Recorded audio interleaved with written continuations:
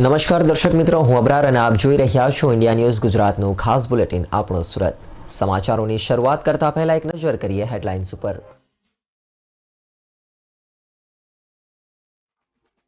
ભરૂચની કેમિકલ કંપનીમાં ધડાકાભેર આગ લાગતા 6 કામદારના મોત.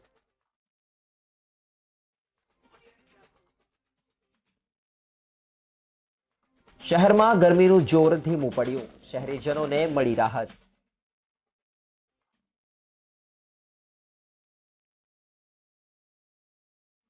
નગર પ્રાથમિક શિક્ષણ સમિતિની બેઠકમાં વિપક્ષનો હોબાળો.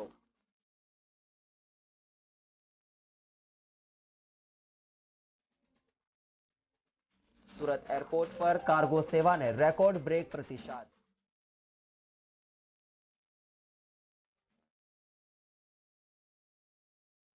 અને વરાછામાં પુત્રવધુએ સાસુને ગળે ટૂંકો આપી મોતને ઘાટ ઉતારી.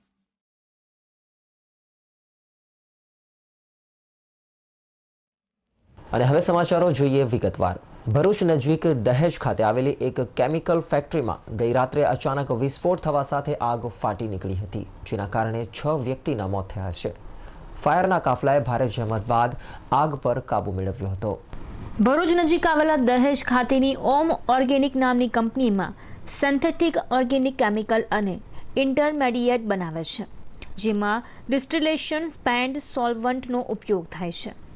રવિવારે રાત્રિના સમયે સોલ્વન્ટ સ્પેન્ડ રિકવર કરવાની કામગીરી ચાલી રહી હતી ત્યારે પ્રચંડ ધડાકા સાથે વિકરાળ આગ ફાટી નીકળી હતી, તેમજ આગ સમગ્ર પ્લાન્ટમાં ફેલાઈ ગઈ હતી, જેના કારણે આ પ્લાન્ટમાં કામ કરી રહેલા 6 કારીગરો ગંભીર રીતે દાઝી ગયા હતા અને તેમને પ્રાથમિક સારવાર મળે એ પહેલા જ તમામના મોત થયા હતા, જ્યારે અન્ય એક કામદાર હજુ પણ લાપતા છે અને તેને શોધવાની કામગીરી ચાલી રહી છે.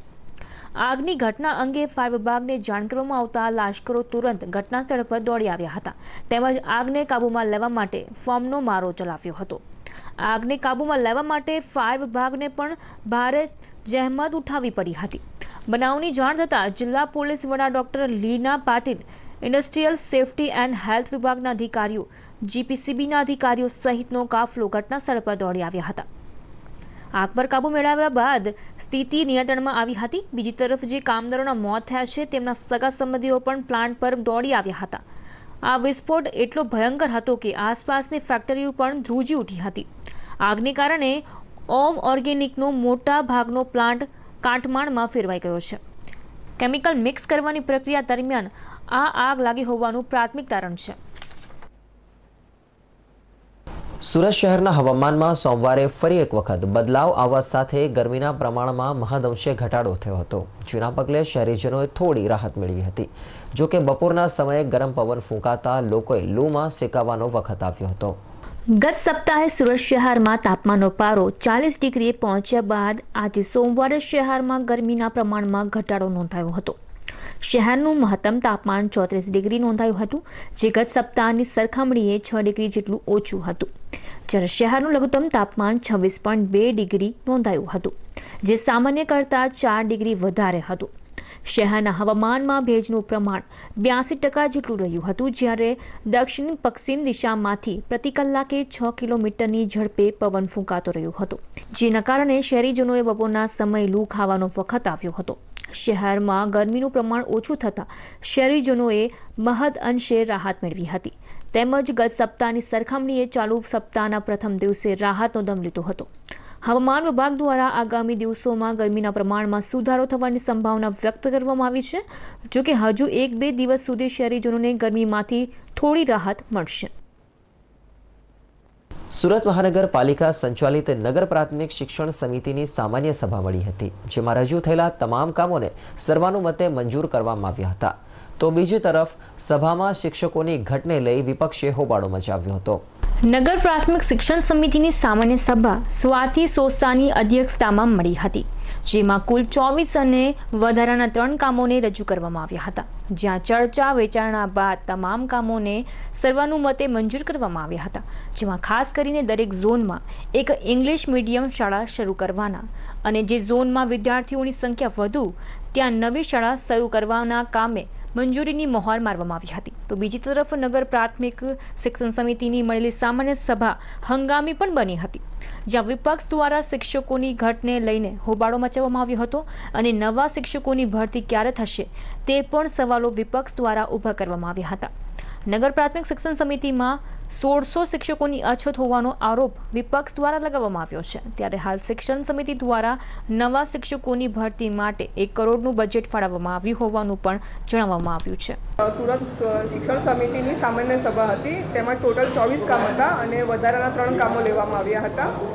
અને સમિતિની સામાન્ય સભામાં શરૂઆતમાં જે આપણી નગર પ્રાથમિક શિક્ષણ સમિતિની 334 નંબરની જે સ્કૂલ છે તેના સમગ્ર ગુજરાતમાં ગુણોત્સવમાં પ્રથમ ક્રમ આવ્યો હોય તેનો અભિનંદનનો ઠરાવ આપવામાં આવ્યો હતો. અને મહત્ત્વના જે કામો હતા તેમાં 334 અને 346 નંબરની જે સ્કૂલ છે તેમાં વિસ્તારના સર્વેની દ્રષ્ટિએ બાળકોની સંખ્યા ખૂબ જ વધતા એક નવી સ્કૂલ શરૂ કરવાનું જરૂરિયાત જણાતા ત્યાં નવી એક સ્કૂલ શરૂ કરવામાં આવી અને તેના કામને મંજૂરી આપવામાં આવી હતી. અને શિક્ષકોની જે ઘટ છે તે બાબતે 1 કરોડનું બજેટ ફાળવવામાં આવ્યું.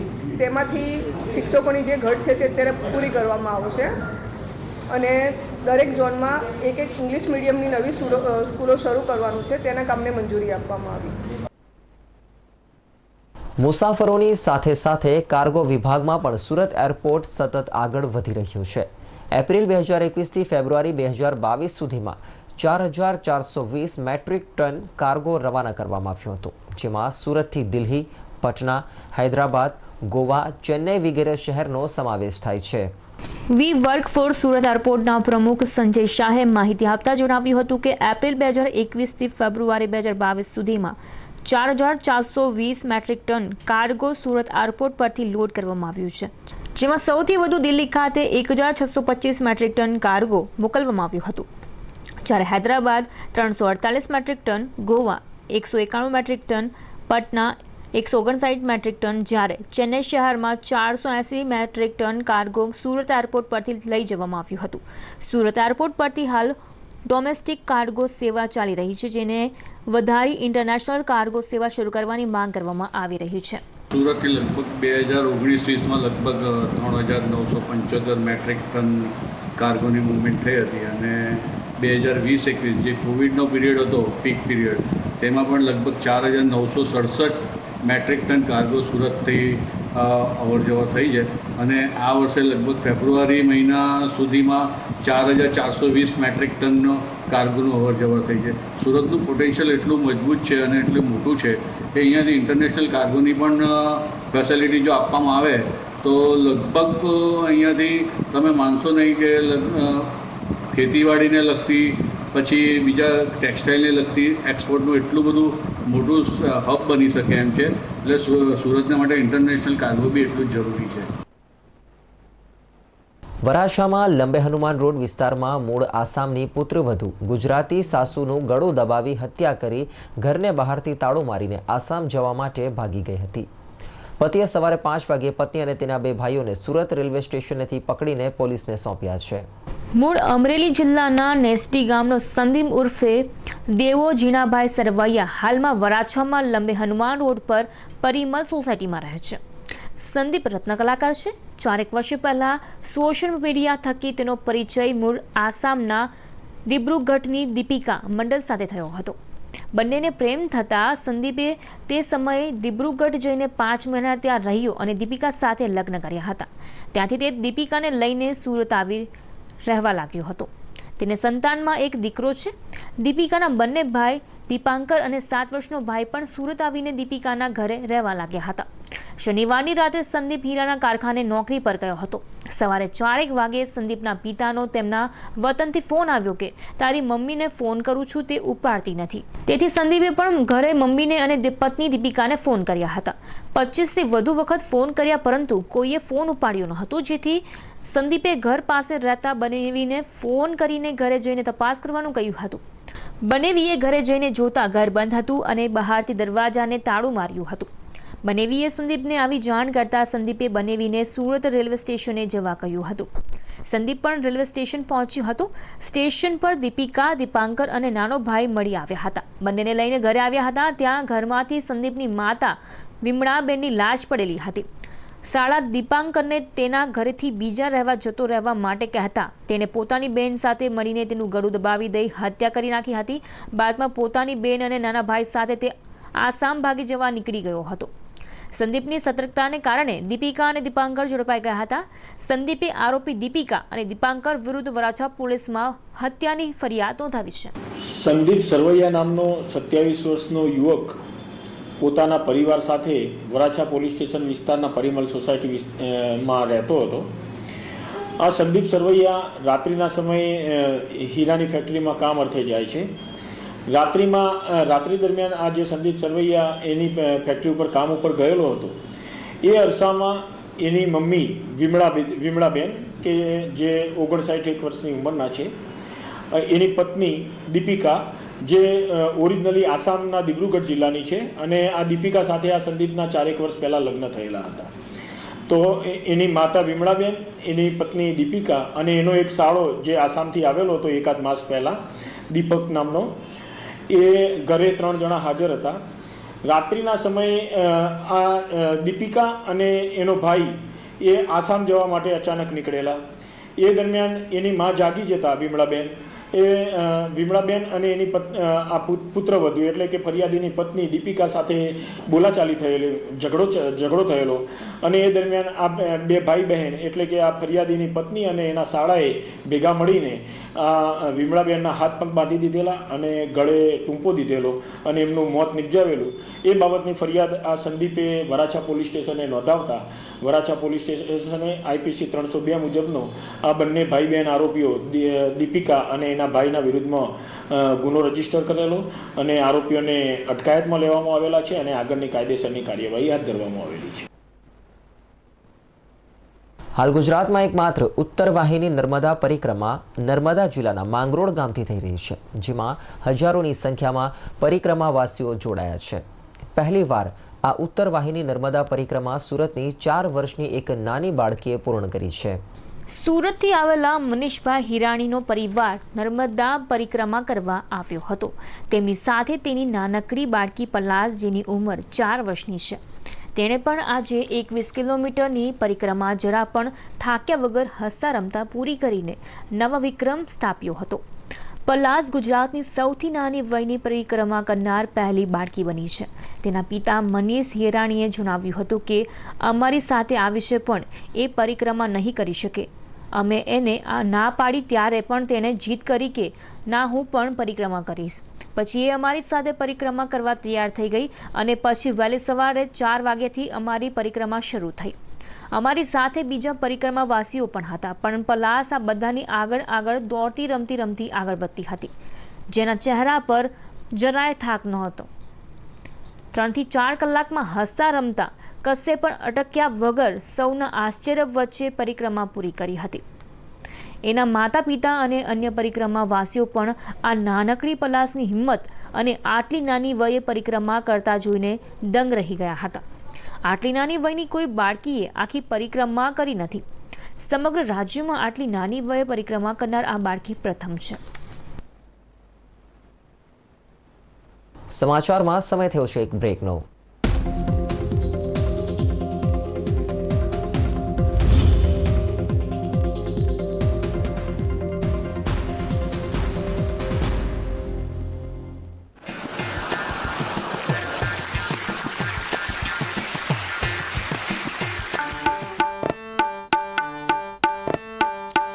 આવ્યો પેલો આવ્યો આ લાવ્યો પેલો લાવ્યો આ આવ્યો પેલો આવ્યો થૈયા થૈયા તા થઈ તા તા થૈયા થૈયા તા થઈ તા તા થૈયા થૈયા તા થઈ. રંગલા, ઓ રંગલા, બોલ ને રંગલી રે રંગલી. આ સાહેબ એમ કે છે કે ભારતને કોંગ્રેસ મુક્ત કરીને જ જંપીશ. હા, પણ કોંગ્રેસ મુક્ત ભારત કરવા જતા કોંગ્રેસ યુક્ત ભાપ થઈ ગયું એનું શું? અરરર, ઈ કેવી રીતે? તો કે રંગલા. જો આ આવળિયા આવ્યા, બાવળિયા આવ્યા, બાપુડિયા આવ્યા, બધા કોંગ્રેસમાંથી જ ભાપ આવ્યા ને. ઈ વાત સાચી હો. તઈ શું, હવે કોંગ્રેસ યુક્ત ભાપ, બીજું શું?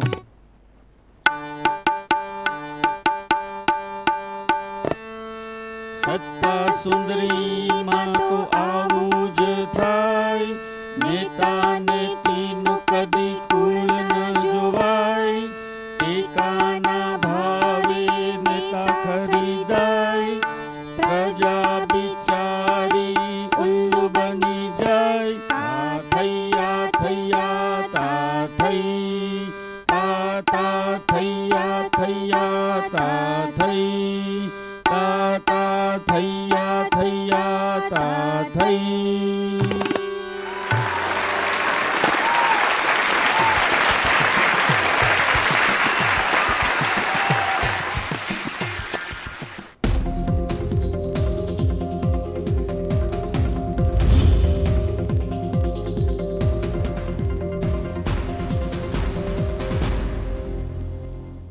બ્રેક બાદ ફરી આપનું સ્વાગત છે. સુરત મહાનગરપાલિકા દ્વારા 12 થી 14 વર્ષના બાળકો માટે શાળામાં રસી આપવાનું શરૂ કરાતા માત્ર 3 જ અઠવાડિયામાં 1,08,000 વિદ્યાર્થીઓને વેક્સિન આપી દેવામાં આવી છે. મનપાનો લક્ષ્ય 1,31,000 છે, જે આગામી એક અઠવાડિયામાં પૂરો થઈ જશે. ડેપ્યુટી હેલ્થ ઓફિસર રીતિકા પટેલે માહિતી આપતા જણાવ્યું હતું કે 16 માર્ચ 2022થી 12 થી 14 વર્ષના બાળકોને સ્કૂલમાં જ જઈ વેક્સિન આપવાનું સુરત મહાનગરપાલિકા દ્વારા આયોજન કરવામાં આવ્યું છે, જે અંતર્ગત 21 દિવસમાં 1,08,000 વિદ્યાર્થીઓને વેક્સિન આપવામાં આવી છે, જ્યારે મનપાનો લક્ષ્ય 1.31 લાખ નક્કી કરવામાં આવ્યો છે, જે આગામી એક અઠવાડિયામાં લક્ષ્યાંક પૂરો થઈ જશે. કુલ 1,075 સ્કૂલ પૈકી 900 સ્કૂલને હાલમાં આવરી લેવામાં આવી છે. કુલ 82% જેટલા વિદ્યાર્થીઓને વેક્સિન અપાઈ ગઈ છે અને હજુ પણ અસરકારક કામગીરી માટે પ્લાનિંગ કરવામાં આવી રહ્યું છે. જી મેમ, સુરત મહાનગરપાલિકા દ્વારા 12 થી 14 વર્ષના બાળકોને વેક્સિન આપવામાં આવી રહી છે. હજુ સુધી કેટલા બાળકોને વેક્સિન અપાઈ ચૂકી છે? સુરત મહાનગરપાલિકામાં દ્વારા છેલ્લા 3 અઠવાડિયાથી 12 થી 14 વર્ષના બાળકોને કોર્બેવેક્સ વેક્સિન આપવાનું રસીકરણનો પ્રારંભ થઈ ચૂકેલ છે. આ અંતર્ગત શહેરની 900 જેટલી શાળાઓમાં કુલ 1,08,500 જેટલા બાળકોને રસીકરણ હેઠળ આવરી લેવામાં આવ્યા છે. સુરત મહાનગરપાલિકામાં આગામી દિવસોમાં બાકી રહેલી 100 શાળાઓમાં બાકીના બાળકોને રસીકરણથી આવરી લેવાય તે અંગેનું આયોજન કરવામાં આવ્યું છે. મેમ, કેટલા બાળકોને હજુ સુધી વેક્સિન અપાઈ ચૂકી છે? 1,08,500 જેટલા બાળકોને રસીકરણ આપી ચૂક્યા છે, જેથી આશરે 12 થી 14 વર્ષના બાળકોનું કવરેજ સુરત મહાનગરપાલિકા વિસ્તારમાં 82% જેટલું છે. આ અંતર્ગત સૌથી વધારે કવરેજ 22,000 જેટલા બાળકો કતારગામ ઝોનમાં આવરી લેવામાં આવ્યા છે, તથા અન્ય ઝોનમાં 15,000 થી 17,000 જેટલા બાળકોને આવરી લેવામાં આવ્યા છે. સમગ્ર દેશ સહિત સુરતમાં રામનવમીની ઉજવણી કરવામાં આવી હતી. રામનવમીના આ અવસરે દરેક જગ્યાએ વિવિધ સંગઠનો દ્વારા અલગ અલગ આયોજન થયા હતા, જેમાં સુરત સ્થિત સોની ફળિયા ખાતે 11,108 દીવડાઓ પ્રગટાવી રામ જન્મોત્સવ મનાવવામાં આવ્યો હતો. સમગ્ર દેશમાં રામનવમીની હર્ષોલ્લાસ સાથે ઉજવણી કરવામાં આવી હતી. આ પ્રસંગે ઠેર ઠેર શોભાયાત્રાનું આયોજન કરવામાં આવ્યું હતું. રામ મંદિરો સળગાવવામાં આવ્યા હતા. રંગોળી દીવાઓ પ્રગટાવી અલગ અલગ રીતે દરેક જગ્યા પર ઉજવણી થઈ હતી. ત્યારે સમગ્ર દેશ સહિત સુરતમાં પણ ઠેર ઠેર ભવ્ય ઉજવણી થઈ હતી, જેમાં સુરતના સોની ફળિયા યુવક અને મહિલા મંડળ દ્વારા 11,108 દીવા પ્રગટાવી રામનવમીની ઉજવણી કરી હતી. મંદિરને વિશાળ રંગોળીથી પણ શણગારવામાં આવ્યું હતું અને દીવાના પ્રકાશથી આખું મંદિર ઝગમગી ઉઠ્યું હતું. આયોજન દરમિયાન 150 થી 200 પરિવાર જોડાયા હતા અને રામનવમીની ઉજવણી દરમિયાન ભક્તિમય વાતાવરણ જોવા મળ્યું હતું. ગોપીપુરા ખાતે આવેલા સોની ફળિયા સ્થિત ગણેશ મંદિર સહિતના વિસ્તારમાં ભવ્ય રંગોળી પણ બનાવવામાં આવી હતી. મારું નામ કિન્નરી શુક્લ છે. સોની ફળિયા યુવક મંડળ અને મહિલા મંડળ તરફથી 11,108 દીવડાનું આયોજન કરવામાં આવ્યું છે.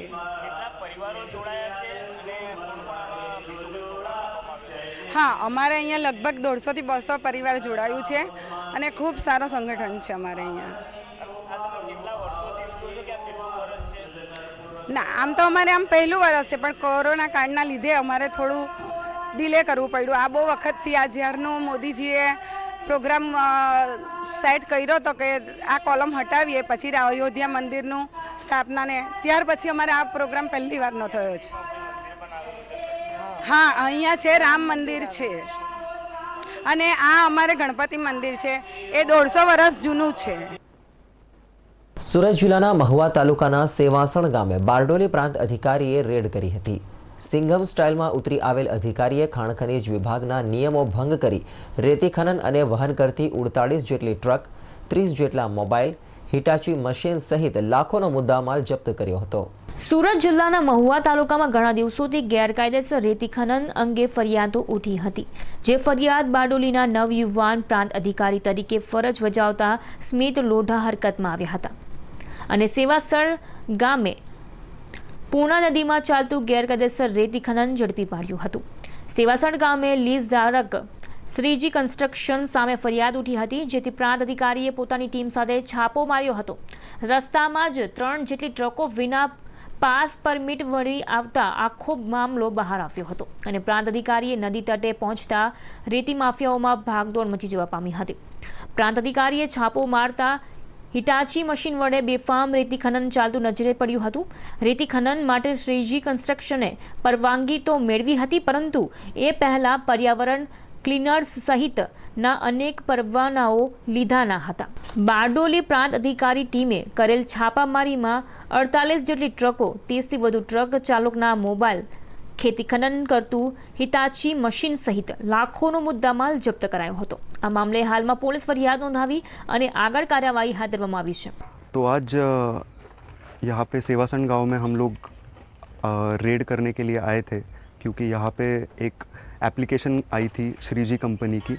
वो स्टेट लेवल में कमिश्नर जियोलॉजी से अप्रूव हो गई थी और उसमें ऑर्डिनरी सैंड की माइनिंग के लिए परमिशन दी गई थी. लेकिन उस माइनिंग को स्टार्ट करने के पहले कुछ प्री रिक्विजिट कंडीशंस थी जो श्रीजी कंपनी को फॉलो करनी थी, जैसे कि एनवायरनमेंट क्लियरेंस लेना था एज़ पर पॉइंट नंबर 11, जो हमें स्थल पे नहीं दिया गया है. और यहाँ पे 3 रनिंग ट्रक्स हमने पकड़ी है और तीनों के पास कोई भी तरीके की रॉयल्टी की रिसीट नहीं पाई गई, ना कि वेट की रिसीट पाई गई. तो इस बेसिस पे हमने इस ऑपरेशन को इन 2 पॉइंट्स के बेसिस पे अभी तो हमने सीजर ऑपरेशन किया है और आगे इसका सीजर रिपोर्ट हम जो यहाँ पे श्रीजी कंपनी है उनको भी देंगे और कलेक्टर सर के पास आगे हम ये फॉरवर्ड कर देंगे. સુરતના કડોદરા નજીક આવેલા વાંકાનેડા ગામ ખાતે ગત મધરાત્રે બાદ લૂંટારુઓ ત્રાટક્યા હતા. લૂંટારોએ એક પરિવારને છરીની અણીએ બંધક બનાવી સોના ચાંદીના દાગીનાની લૂંટ ચલાવી હતી અને એક પરિવારને પણ લૂંટવાનો પ્રયાસ કરાયો હતો.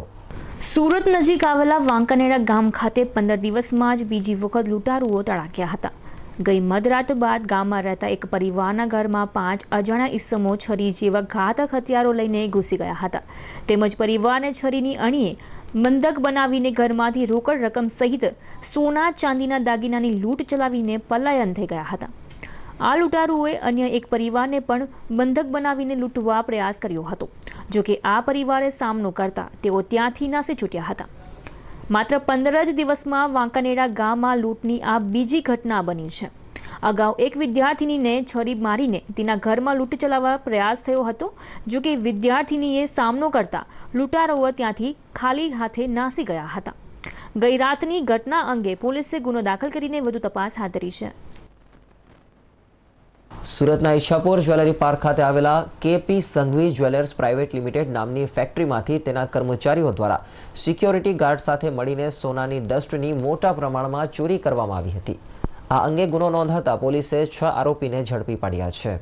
સુરતના ઈચ્છાપુર ખાતે આવેલા જ્વેલરી પાર્કમાં કાર્યરત કેપી સંઘવી જ્વેલર્સ પ્રાઇવેટ લિમિટેડના કર્મચારી અલગ અલગ વિભાગમાં મશીન પર દાગીના બનાવતી વખતે એકત્ર થતા સોનાના ડસ્ટ પાવડરને રિફાઇન કરીને ફરી સોનું મેળવવામાં આવે છે.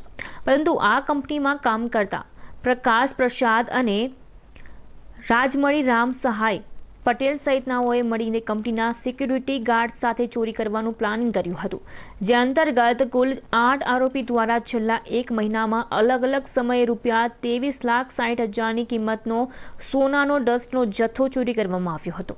આ અંગે શંકા જતા કંપનીના HR મેનેજર પ્રીતેશ ચંપક પટેલ તથા શૈલેષ પૂનમચંદ રાઠોડ સહિતના લોકોએ કારીગર પ્રકાશ જગદંબા પ્રકાશના ઘરે તપાસ કરી હતી, જ્યાંથી 50 ગ્રામ જેટલો સોનાનો ડસ્ટ પાવડર મળ્યો હતો. જેની વધુ પૂછપરછ કરતા તેણે એવી કબૂલાત કરી હતી કે તેણે કંપનીના ભૂતપૂર્વ કર્મચારી ચંદનકુમાર મિશ્રા સાથે મળીને આ ચોરીનો પ્લાન બનાવ્યો હતો, તેમજ સિક્યુરિટી ગાર્ડ સાથે મળીને કંપનીમાંથી દરરોજ થોડા સોનાના ડસ્ટ પાવડરની ચોરીને અંજામ આપ્યો હતો. પોલીસે આ મામલામાં રાજમણી પટેલ, વિનોદ બિંદ, સુનિલ આંકા પ્રસાદ મિશ્રા, સિક્યુરિટી ગાર્ડ રાજુ સિંઘ, નંકુ સિંઘ સહિતના 6 આરોપીને ઝડપી પાડ્યા છે. તેમજ નાસ્તા ફરતા અન્ય 2 આરોપીને પણ ઝડપી કર્યા છે. આ ગુનામાં હજુ 2 આરોપી નાસ્તા ફરે છે અને પોલીસે તેમની શોધખોળ હાથ ધરી છે. જેમસન જ્વેલરી પાર્ક ખાતે રિફાઇનિંગ લેબ ધરાવતા કેપી સંઘવી જ્વેલર્સ નાવ દ્વારા તારીખ 9/4/2022ના રોજ ઈચ્છાપુર પોસ્ટે ખાતે ફરિયાદ દાખલ કરવામાં આવેલ છે. ઉપરોક્ત બનાવમાં રિફાઇનિંગ લેબમાં કામ કરતા કર્મચારીઓ તથા સિક્યોરિટી ગાર્ડનાઓએ મેળા પીપળામાં તેમજ અન્ય બહારની વ્યક્તિઓના મેળા પીપળામાં 454 ગ્રામ સોનાની ડસ્ટની ચોરી કરેલ હતી. આ ગુનામાં અત્યાર સુધી 8 પૈકી 6 આરોપીઓને ધરપકડ કરી લેવામાં આવેલ છે તથા દિન 3ના રિમાન્ડ લેવામાં આવેલ છે. તેમજ 5 ગ્રામ સોનાની રિકવરી કરવામાં આવેલ છે તથા વધુ તપાસ માટે ટીમની રચના કરી બહારગામ મોકલી બાકીના આરોપીઓને પકડવા માટે તજવીજ કરવામાં આવેલ છે. સુરત શહેરમાં ફરી બેફામ દોડતી બેકાબુ કારનો વિડીયો સામે આવ્યો છે. અડાજણ વિસ્તારમાં આવેલી યુનાઇટેડ ગ્રીન હોસ્પિટલ પાસે બેકાબુ બનેલી કારના સીસીટીવી ફૂટેજ સામે આવ્યા છે. સુરત શહેરના અડાજણ વિસ્તારમાં આવેલી યુનાઇટેડ ગ્રીન હોસ્પિટલ પાસે ગતરોજ એક કાર ચાલકે ફૂલ સ્પીડમાં જતી વખતે સ્ટીયરિંગ પરનો કાબુ ગુમાવ્યો હતો, જેના કારણે આ કાર ડિવાઈડર કૂદીને સામેની બાજુ પર આવેલી એક નમકીન શોપમાં ઘૂસી ગઈ હતી. જોકે સદનસીબે આ દુર્ઘટનામાં કોઈ પણ વ્યક્તિને જાનહાનિ થઈ નથી. બનાવ અંગે જાણ થતાં અડાજણ પોલીસ તુરંત ઘટનાસ્થળ પર દોડી ગઈ હતી અને કારનો કબજો લઈ વધુ તપાસ હાથ ધરી હતી. 2 દિવસ પહેલા કતારગામ વિસ્તારમાં પણ એક લક્ઝરીઝ કારે આ પ્રકારે બેકાબુ બની હતી અને તેમાં 3 યુવાનોનો આબાદ બચાવ થયો હતો. તો હાલ સમાચારમાં બસ આટલું જ. અન્ય નવા સમાચારો સાથે ફરી મળીશું. ત્યાં સુધી જોતા રહો ઇન્ડિયા ન્યૂઝ ગુજરાત.